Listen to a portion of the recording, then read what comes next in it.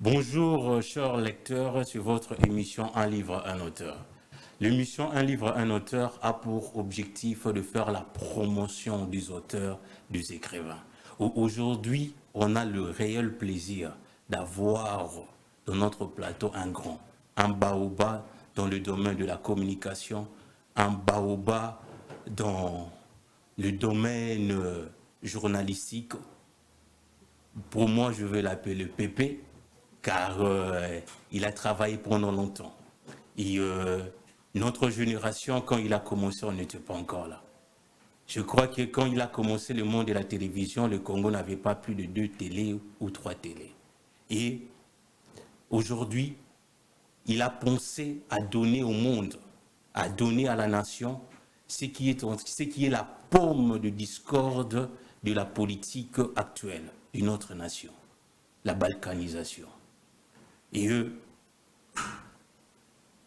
à travers ces images, je crois que vous allez découvrir qui est l'auteur, qui est l'écrivain que nous avons pu recevoir. D'emblée, je présente déjà l'ouvrage RDC, Terre à partager. L'auteur est Stéphane Kitutu, que je dis bonjour. Bonjour Michel Kamasseli. Bienvenue à notre plateau, Un livre, un auteur. Merci beaucoup. Et Monsieur Stéphane Kitutu, si on doit d'emblée entrer dans le vif de notre sujet, je pourrais vous demander qu'est-ce qui vous a motivé à donner ce titre RDC, Terre à partager. Merci beaucoup. D'abord, je remercie Rupture TV de m'avoir invité et surtout de l'avoir fait presque spontanément. La motivation qui nous anime en écrivant ce livre, c'est de participer au débat national qu'il y a lieu actuellement au sujet de tout ce qui se passe dans l'Est de notre pays. Depuis plus de 30 ans, l'Est de notre pays est confronté à une situation indescriptible. Des gens parlent de plusieurs millions de morts. Des gens parlent de plusieurs déplacés. Et ce sujet ne peut laisser aucun Congolais insensible. Alors nous avons fait des recherches pour chercher à savoir de quoi il en retourne exactement. Et nous allons en 3 tomes présenter tout ce problème parce qu'il y a plusieurs facettes. Le premier tome est là, il va présenter le problème. Voilà la motivation, c'est prendre part au débat et surtout informer les Congolais des réalités. Nous n'avons eu aucun intérêt particulier à diaboliser ou à laver qui que ce soit. Nous avions voulu présenter les faits tels qu'ils ont lieu actuellement sur le terrain. Ok, merci beaucoup. Et votre 11e chapitre, je suis page 159, les fondements de la balkanisation. Quels sont les fondements de la balkanisation? Page 159. Eh bien, les fondements de cette balkanisation, il y a évidemment plusieurs, comment on peut dire, motivations. Ok. N'est-ce pas? D'abord, il y a ce que certaines personnes appellent la malédiction de la richesse du Congo. Bon, Ok. c'est d'être trop riche. Le Congo est extrêmement riche, n'ayons pas honte de le dire. Et cela entraîne pour le Congo des envies de plusieurs origines. D'abord, de ses propres voisins, et puis, bien sûr, de certaines puissances qui rêvent d'exploiter à leur intérêt tout ce qu'il y a en République démocratique du Congo. Voilà donc, en résumé, ce qu'on peut parler, ce qu'on peut dire des motivations. Mais de façon un peu, disons, schématisée, on peut dire que les fondements de la balkanisation partent de origines proches et lointaines. Ok. Et il faut le prendre surtout du côté de ceux qui veulent procéder à cette balkanisation. De ce côté-là, qu'est-ce que les gens disent? Les gens qui veulent balkaniser le pays. Si nous prenons par exemple l'argumentation du Rwanda, un pays aujourd'hui cité comme étant le principal instigateur de tout ce qui se passe dans l'Est, le Congo aurait acquis par le jeu des colonisateurs une partie du territoire rwandais. C'est ce qu'ils disent de leur côté. Et ils ont besoin de récupérer cette partie. D'autres raisons sont des raisons à caractère, disons, ethnico-régional. Dans l'est du pays, on trouve un ensemble de populations qui ont un pied au Rwanda, un autre pied en République démocratique du Congo, et qui ont d'autres appendices, par exemple au Burundi ou en Ouganda. Tout ce brassage-là de personnalités, de personnes, il y a des gens qui sont de l'autre côté, qui veulent réclamer leur nationalité congolaise par l'obtention de terres. Voilà ce que j'appelle des revendications à caractère ethnico-régional. Il y a évidemment, ça, on ne le dit pas comme ça d'emblée, mais dans le fond, c'est bien la raison, il y a des motivations économiques. L'accaparation des richesses qu'il y a dans l'Est de la République démocratique du Congo en vue de l'exploitation dans l'intérêt de ceux qui disent que le Congo est trop vaste et que les richesses qu'il y a dans son sous-sol sont à partager. Rappelez-vous, à un certain moment, le discours du président de la République française, M. Sarkozy, qui laissait entendre que il y a d'un côté le Rwanda, un pays à démographie galopante, et il y a de l'autre côté le Congo, un pays vaste à économie compliquée, disait-il. Et qu'il faut trouver une solution pour le partage de tous ces biens-là. Voilà un peu, résumé sommairement, ce qu'on peut appeler les motivations de base, les fondements de base. Le fondement de base. De manière pragmatique, il y a les étudiants qui sont en train de vous suivre. Vous avez à comment répondre de manière systémique et votre réponse a été un peu de manière globale. Relevez-nous 6 facteurs. Je sais que vous pouvez avoir plusieurs facteurs. 6 facteurs qui sont comme qui fondent les conséquences de la balkanisation. Et 5 facteurs qui fondent les causes de la balkanisation. Donc les conséquences et les causes. Donc un petit tableau. Bien. On ne peut pas encore parler des conséquences de la balkanisation, n'est-ce pas? Parce que la balkanisation n'a pas encore eu lieu. Mais de manière anticipative. Parce que je ne vous arrache pas la parole. En lisant votre livre, vous avez dit une chose. Aujourd'hui, si la RDC est balkanisée, ça serait difficile de restaurer l'unité. C'est ce que vous avez dit dans votre livre. Bien sûr. Je l'ai dit comme ça, à titre exemplatif. Parce que nous pouvons citer des pays qui ont eu à subir des morcellements, pour ne pas continuer à utiliser le terme de balkanisation, qui ont été, disons, quelque peu d'épaissis. Si nous prenons des cas en Occident, quand je dis en Occident, c'est-à-dire en Europe centrale, par exemple, le mot balkanisation vient de Balkan. Et cette région-là est à la base d'une création d'au moins 5 États qui, à l'origine, étaient des États qu'on peut considérer comme un ensemble. Ok.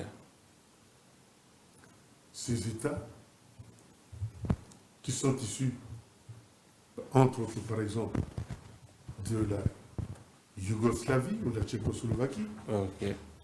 sont devenus des États.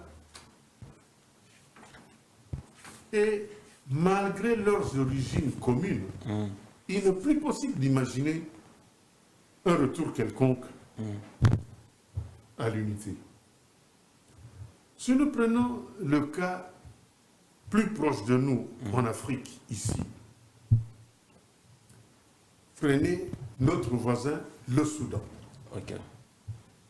Le Soudan vient de perdre, je ne sais pas si on doit dire cela comme cela, mais le Soudan a été divisé. Il y a maintenant ce qu'on appelle le Soudan du Sud, qui est devenu un État autonome, indépendant. C'est une forme de balkanisation du Grand Soudan. Ce n'est plus possible d'imaginer un retour quelconque du Soudan du Sud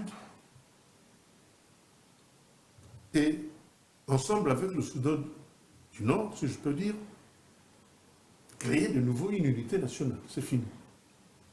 Nous pouvons aussi citer l'exemple, par exemple, de Somaliland. La Somalie a été amputée d'une partie de son territoire, qui est devenu ce qu'on appelle aujourd'hui le Somaliland.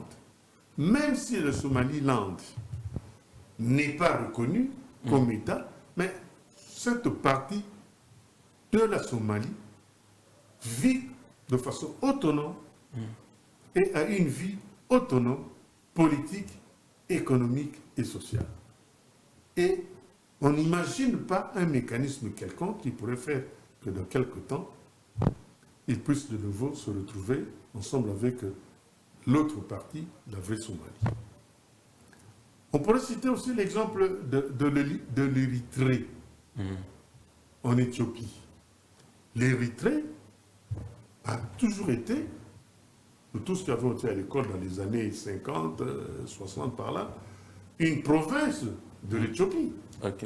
Aujourd'hui, l'Érythrée, suite à des conflits internes, l'Érythrée est devenue un État indépendant, totalement distinct de l'Éthiopie. Donc voilà, quand Lumumba disait que il est difficile à tout État qui connaît la balkanisation de pouvoir retrouver l'unité.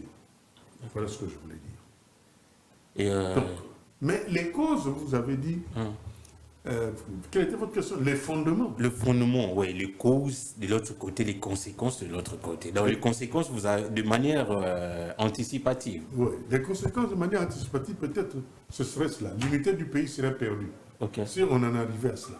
Oui. Mais dans le cas présent, chez nous, ce n'est pas encore le cas. Oui. Et nous espérons que nous en arriverons pas à cela. Les causes, je les ai rapidement, disons, un peu énumérées quand j'ai parlé des fondements. Oui, oui. C'est un peu ça. Ces fondements-là constituent la cause des tentatives de la balkanisation. Vous avez cité le nom d'un héros national, un grand esprit de cette nation, et on célèbre chaque année sa mort. Quelle a été la pensée politique de Patrice Emery Lumumba? Eh bien, en 1959, 1960, dans la classe politique congolaise, il y avait deux grandes tendances. Il y avait la tendance fédéraliste et la tendance unitariste. Et Lumumba est le porte-étendard de la tendance unitariste, de la tendance nationaliste, comme on dit. La pensée politique de Lumumba se retrouve dans la charte du mouvement national congolais, d'ailleurs, qui avait remporté les élections législatives de 1960 et qui avait constitué la majorité au Parlement. La pensée de Lumumba était que l'indépendance des Africains devrait servir à doter les Africains des États forts. Les Congolais, comme tout autre Africain, devraient être les bénéficiaires en premier des ressources de leur pays, qu'il s'agisse des États ou qu'il s'agisse des nations. La nation congolaise, l'État congolais, devrait être, pour Lumumba, la première préoccupation des dirigeants de ce pays de tous les temps. Donc, en résumé, la pensée politique de Lumumba n'est pas anti-Occident, n'est pas pro, disons, comme on disait à l'époque, communiste ou quoi. La pensée politique de Lumumba est fondamentalement pro-nationale. Okay. Promouvoir d'abord les intérêts du pays, et cela sur tous les plans. Tu vois comment on peut résumer pour ne pas... Sinon, on prendra toute une émission sur cette pensée pour l'analyser. Papa Stéphane Kitutu, vous venez de nous éclaircir sur la pensée politique de Lumumba. Selon vous, vous pensez que l'acte de Lumumba était de manière prématurée ou c'était au bon moment de chercher l'indépendance de notre pays? Bien. Vous savez, l'accession du Congo à l'indépendance est quelque chose d'assez un peu exceptionnel. Les Belges avaient cru avoir trouvé une colonie modèle, avaient cru avoir trouvé des gens heureux, et ils ne tenaient pas compte des velléités indépendantistes qui commençaient à pointer dans certains pays africains, particulièrement de l'Afrique de l'Ouest, dans les anciennes colonies françaises. Et en 1956, ils étaient tout étonnés que des Congolais aient pu se manifester publiquement pour réclamer une part de gestion de la colonie. Il y a le document qu'on appelait le manifeste de la conscience africaine, dont les signataires étaient Joseph Ngaloula, entre autres Joseph Maloula, qui deviendra cardinal, M. Iléo, qui deviendra plus tard Premier ministre, et d'autres.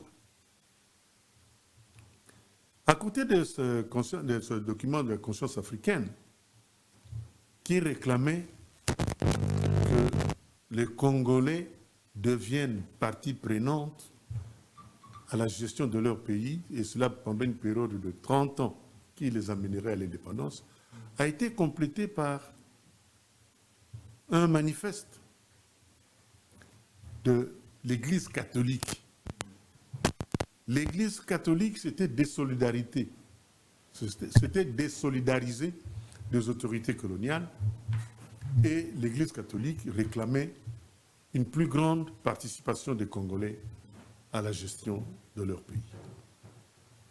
Et enfin, il y a eu en 1956 ce fameux contre-manifeste de la BACO, de l'Alliance de Bakongo, qui réclamait l'indépendance immédiate.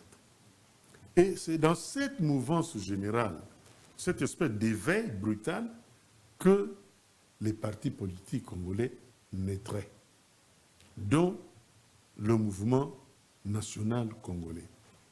Ce n'est pas Lumumba seul qui a réclamé l'accession de notre pays à l'indépendance, ni l'émancipation des Congolais, mais c'est un ensemble de Congolais, dont je vais vous citer quelques-uns, qui ont commencé à se rendre compte qu'il était grand temps que les Belges tiennent compte de leur existence et commencent à leur confier un peu. Mais déjà même, par exemple, dans les années 1920, il y avait déjà la manifestation d'un homme comme Papa Simon Kimbangu.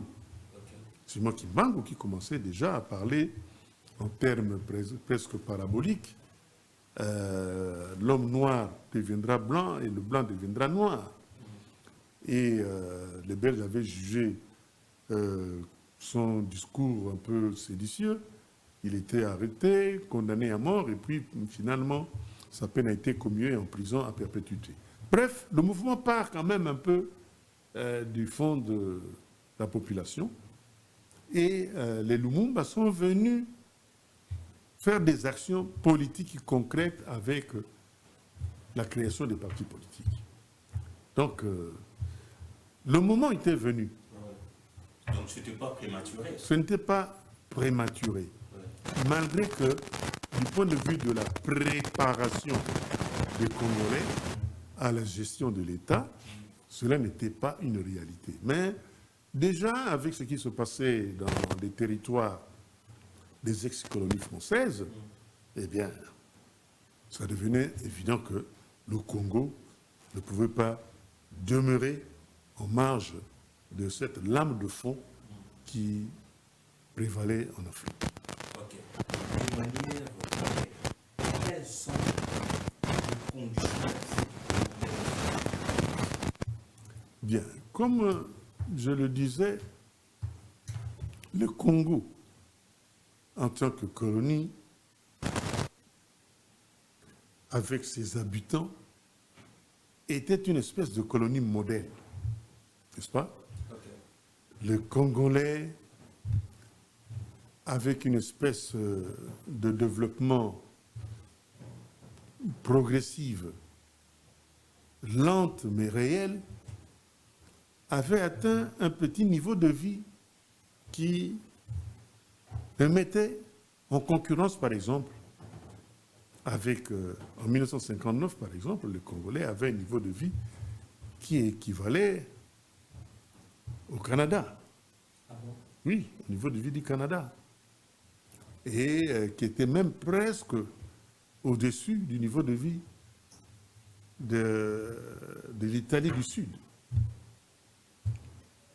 Des pays comme la Corée étaient en dessous du niveau de vie que connaissaient les populations congolaises. Donc, du point de vue du développement économique, le Congo belge, était un des rares pays africains les plus industrialisés.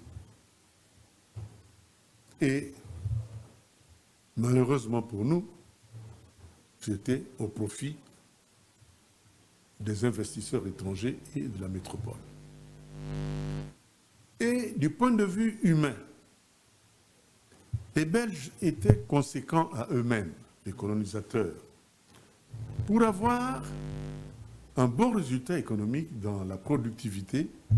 Ils avaient besoin d'une population saine, une population qui se porte bien. C'est ainsi que les Congolais avaient bénéficié des soins médicaux, si je peux dire, de la part de la métropole, non pour des raisons humanitaires, mais pour des besoins de la production, qui les avait mis vraiment à l'abri de certaines endémies qui prévalaient au Congo, qui prévalaient en Afrique. L'éradication, par exemple, de la maladie du sommeil, l'éradication de la lèpre, étaient, à l'accession de l'indépendance, à l'accession du Congo en 1960, étaient des choses acquises. Mais du point de vue de l'éducation, malheureusement, le Congo avait une forme de pyramide hybride, avec, disons, un tronc vaste, c'est-à-dire l'enseignement primaire et secondaire quelque peu développé, mais au sommet là-bas, donc la formation universitaire et supérieure, très embryonnaire. Et les quelques écoles supérieures techniques qui pouvaient exister à l'époque, c'était dans le domaine agricole. C'est ainsi que les Kalonji Albert avaient fait l'école des agriculteurs, ou bien, comme on appelle ça, des ingénieurs agricoles dans le Bas-Congo, des choses pareilles. Mais l'enseignement universitaire ou supérieur, si on peut dire, n'était symbolisé que par la formation de quelques abbés par l'Église catholique.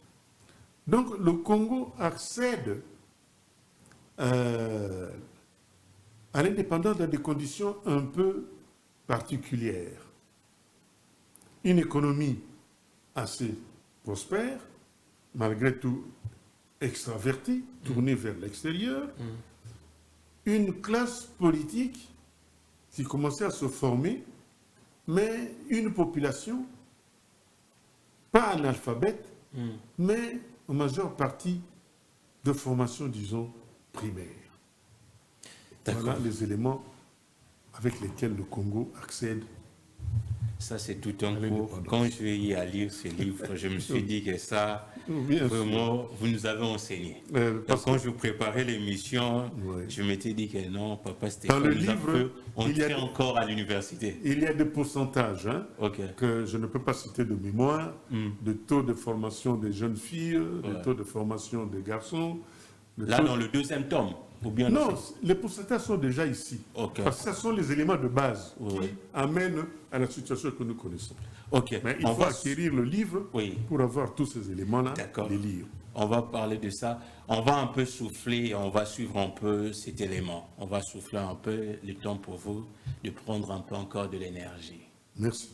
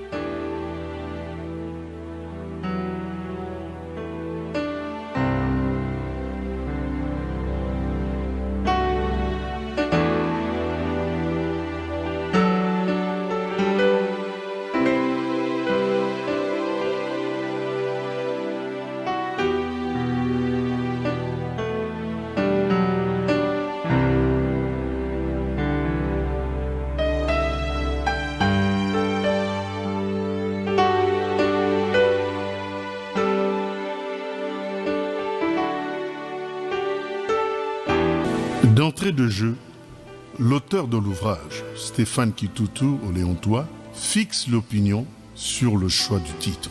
Cet énoncé est à la fois une affirmation et une interrogation, prévient-il. Prudence compréhensible et justifiable au moment où cela est évident. À l'analyse des éléments qui se produisent au cours de ces 35 dernières années, le sceptre de balkanisation se renforce au travers de la situation sécuritaire à l'Est, situation en dégradation continue. Au chapitre précédent, les différentes observations attestent par des références aux déclarations des uns et des autres, ainsi qu'aux divers documents qui y sont signalés, que le projet de partition de la République démocratique du Congo n'est pas une chimère, ni une invention des politiciens ou des intellectuels congolais en mal de sensationnel. Les facteurs de guerre dans les provinces concernées de l'Est. L'imbroglio identitaire, la dimension ethnique autochtone étranger, Hutu ou Tutsi, Kivussien congolais, l'exploitation illicite des ressources minières, l'explosion démographique et la question des terres, donc le foncier.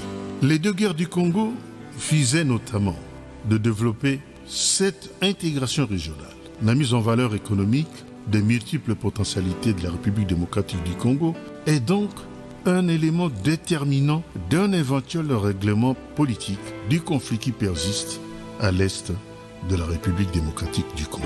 Quand Laurent Désiré Kabila prend le contrôle de Kinshasa en mai 1997, il doit faire face à de nombreux obstacles pour gouverner le pays. En coulisses, de nombreux groupes tentaient d'accaparer des parcelles de pouvoir, notamment les débiteurs étrangers, désiraient de garder leur influence. Par ailleurs, la présence ostensible des Rwandais à Kinshasa irrita les Congolais, qui commençaient à voir Kabila comme le jouet de puissances étrangères.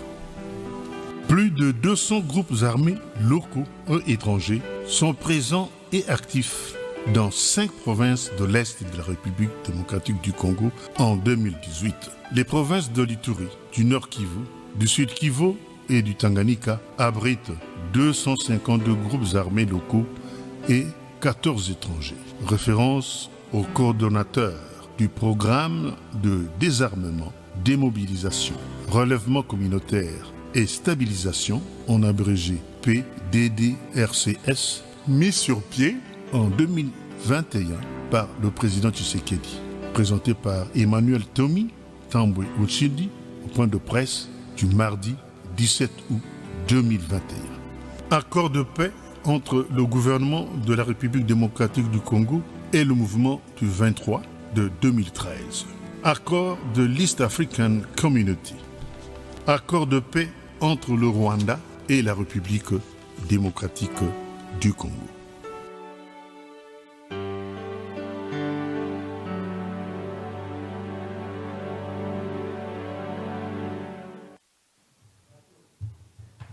Oui, on est là, on a un peu soufflé. Et comme je dis, ce livre est très riche. Et moi-même, c'était comme si je suis rentré encore à l'université en train d'apprendre. Page 102, Papa Stéphane.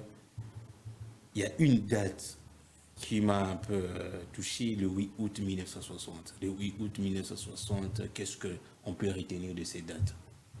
Bien.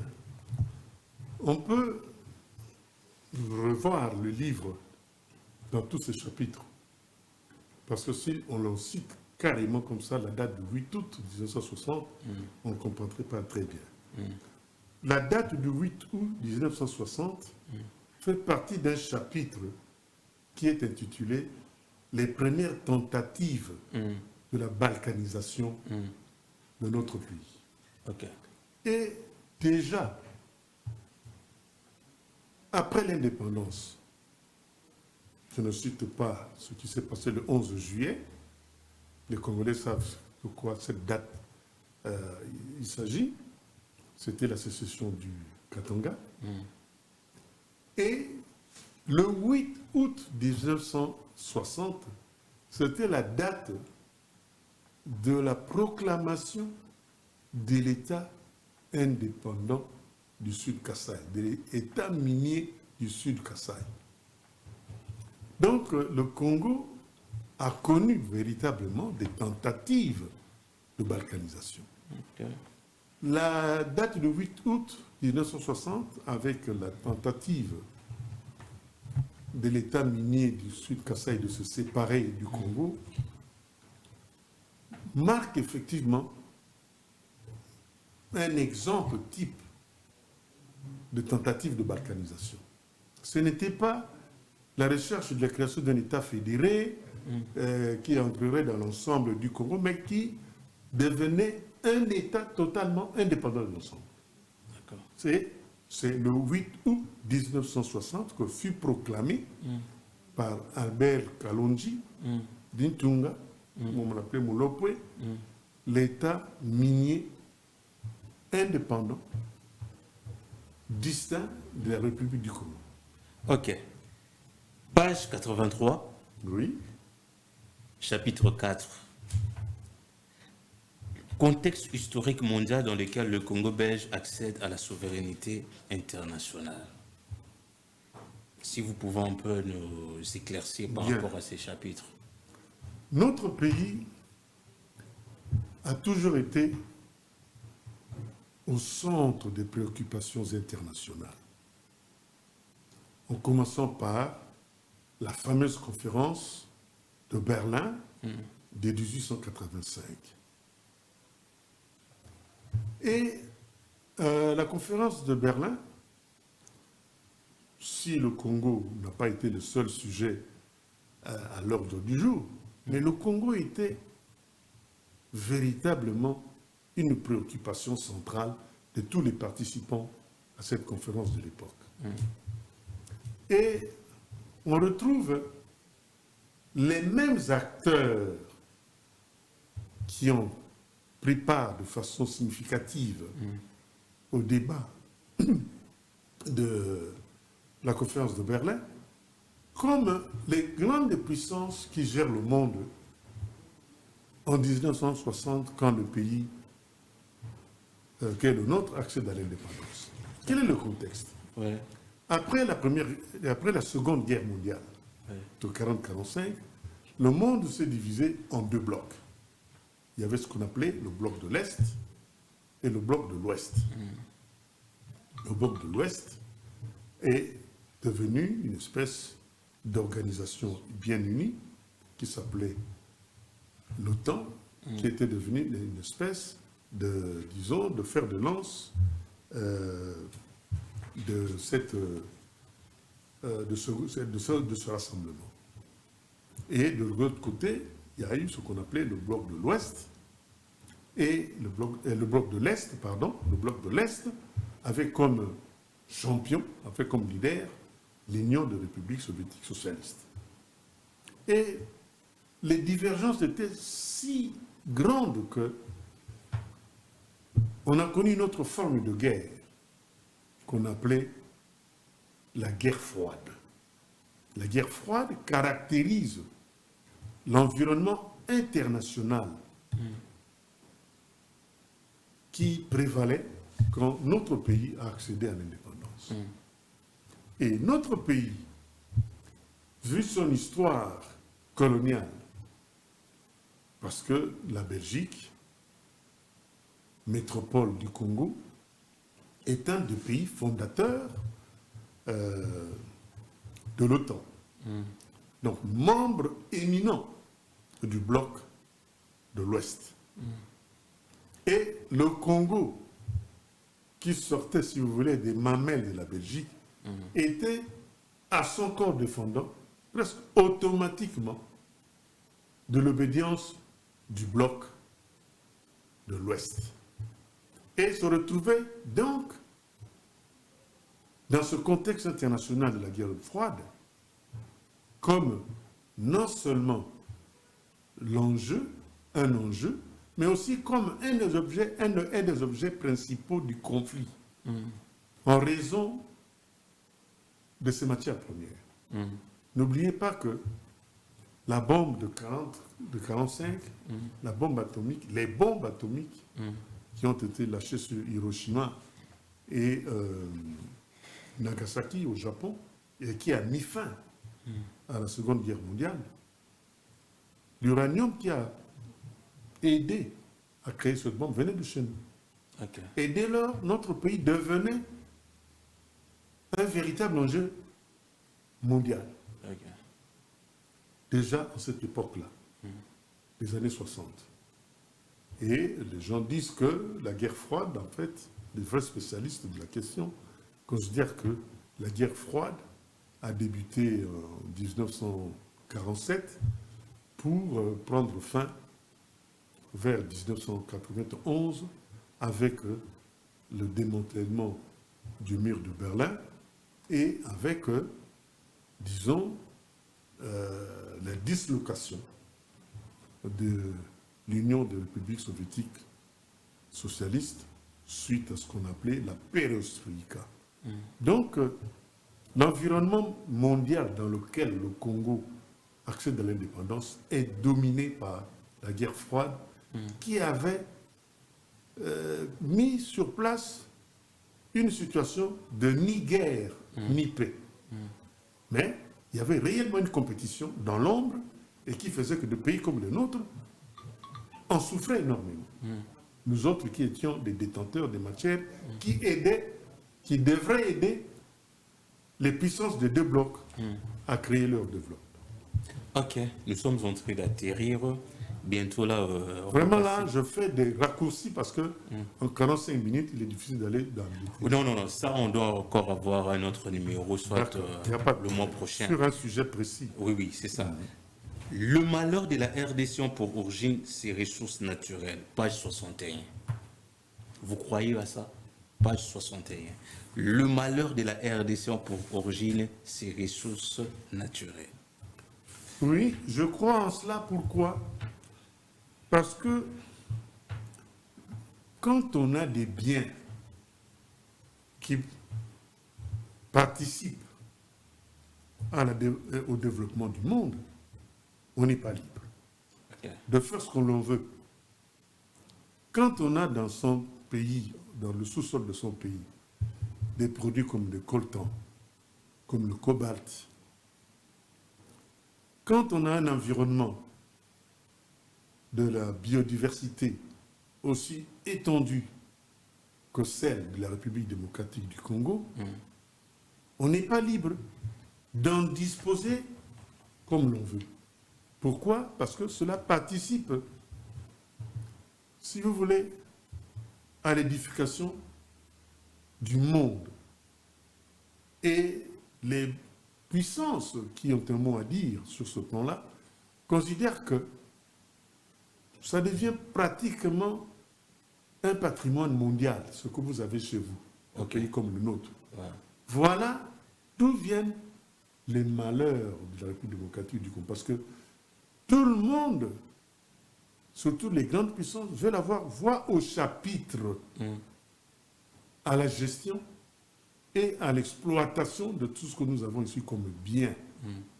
Et cela, généralement, pour leurs intérêts, pas particulièrement pour les intérêts du Congo. Voilà d'où vient la notion de les malheurs du Congo proviennent de ces richesses. C'est ça. Et par là, nous sommes presque à la fin. Vous allez nous dédicacer ces livres. Voilà, je dédicace ce livre, je dis à la chaîne Rupture, Rupture TV, pour votre intérêt à l'histoire concernant l'histoire de notre pays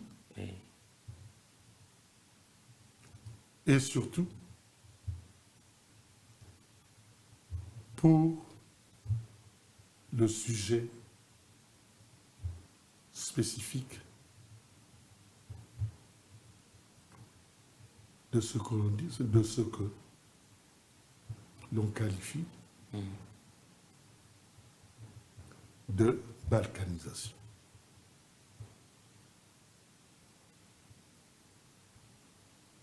Voilà.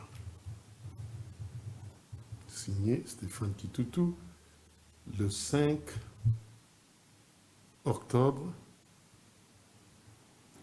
2024.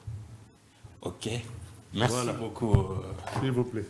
Pour votre dédicace du livre. Personnellement, j'ai été honoré de vous avoir dans notre plateau Un livre, un auteur. Et quelle est votre impression par rapport à cette émission? Nous sommes vraiment à la fin en 1 minute. Oui, évidemment, mon impression est qu'il y a un peu de l'inachevé.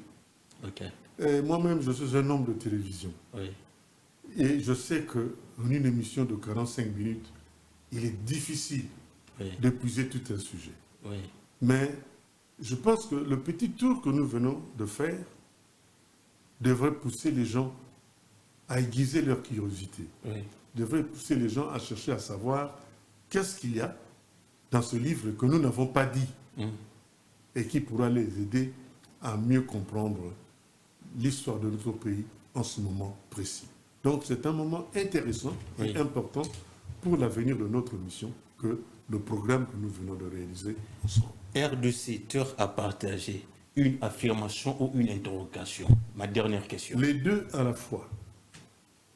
Père à partager, une affirmation de la part de ceux qui veulent partager le Congo, mais une interrogation de notre part à nous, Congolais.